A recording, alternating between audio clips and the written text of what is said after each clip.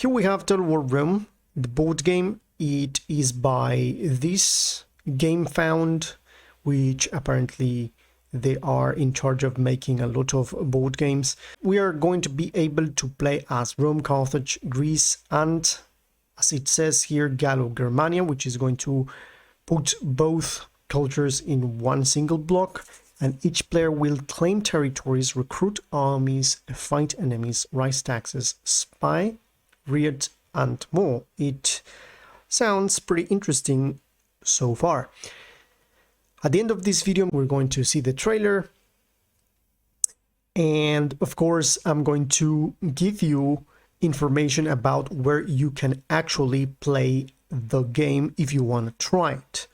So stay tuned and let's see what this is all about. Up to this point, it says here that it has been crowdfunded by almost 4,000 backers with almost £533,000. So it is pretty interesting, the fact that this is happening.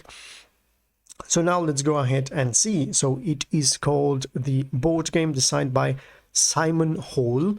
This is the introduction that says the same thing, and here we have an opportunity to see the box, which is not small, and here it is the actual setting of the map with the miniatures and all the dices and all the stuff that is inside the box. Here we can see, and it is saying that it is for 1 to 4 players, 14 plus age, in between 150 to 180 minutes.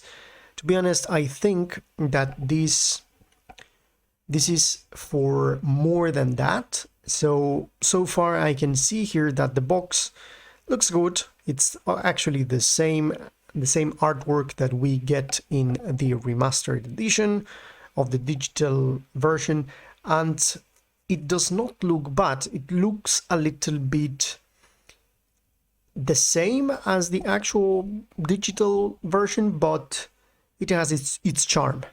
Now let's go ahead and see what's in the box. First of all, we see the map board. In here we see that the map reaches up to this area in Levant. It does not go further to Persia and stuff like that. We see North Africa, the entirety of North Africa, eventually the whole of the Mediterranean. And if we go north, we can see that it reaches up to the middle. So it is going to cut in half the Isles of Britain. And then we have nothing into the north, so the Baltic is inexistent.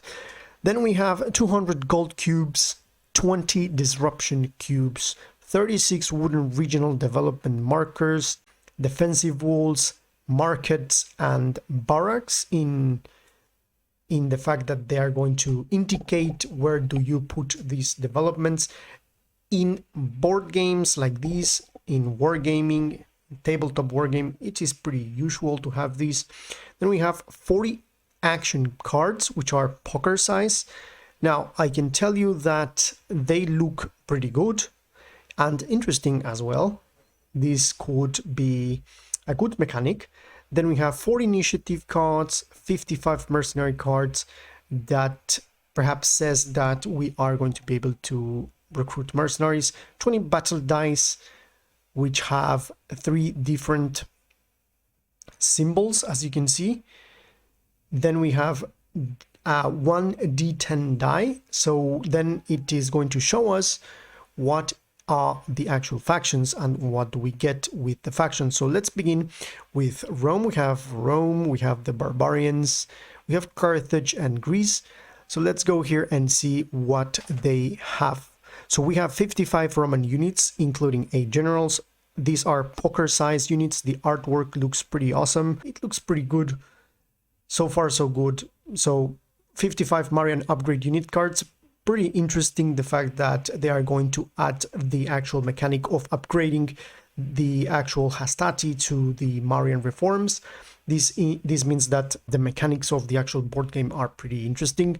18 unit types, and then we have 12 control markers and faction boards, which apparently are going to show different buffs and different things that are special for each faction. We can see here ally, neutral, and enemy. And then I can tell you that this is for the actual mechanics of the diplomacy, 12 faction cubes. Then we have 5 army miniatures each. So each faction is going to include 5 army miniatures, but each faction is going to be different color. Eventually 2 navy miniatures for each faction and 3 agent miniatures. Now I can tell you that the agents for all the factions, the only thing that changes is the color, so they are simply copy paste from one another. The actual navy miniatures are the same as well. The only difference is between the actual army miniatures. They are going to represent the different cultures. For example, here you see the Gallic warrior, the legionnaires, and down here we can see the Carthaginians and eventually the hoplites over here.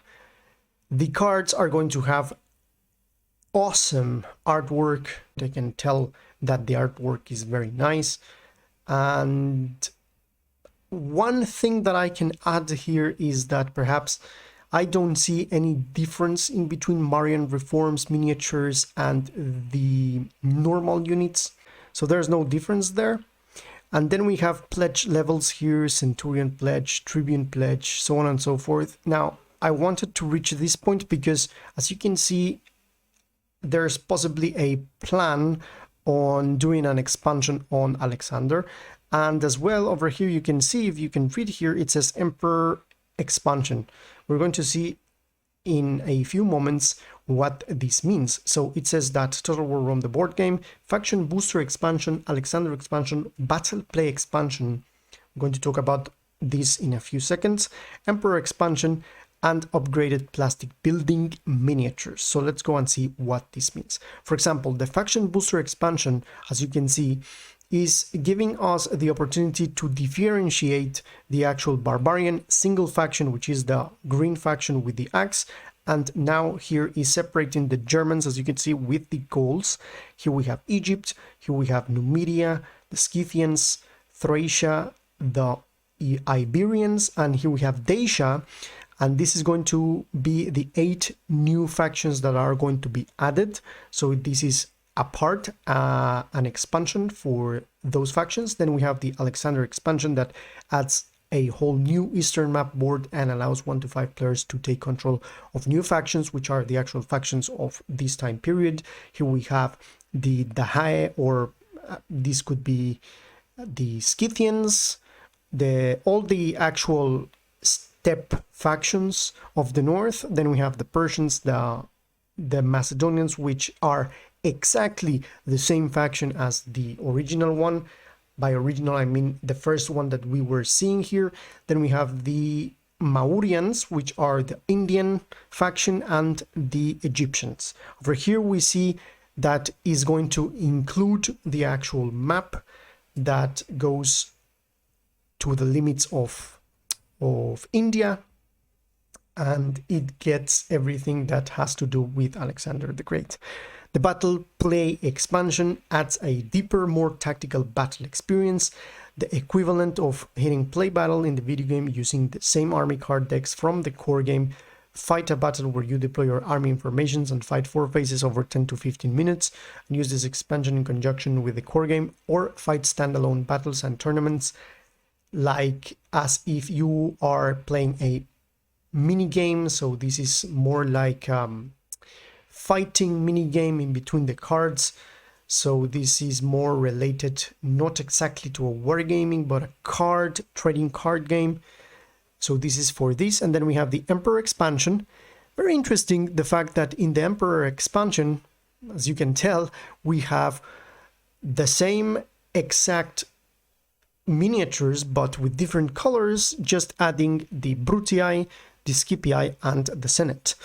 As it says here, Emperor expansion, it says take control of one of the great Roman families, the Julii, which is going to be the red one, as I said before, Brutii, Scipii, and build your family's interest into a mighty empire, and take control of Rome from the Senate and proclaim yourself emperor.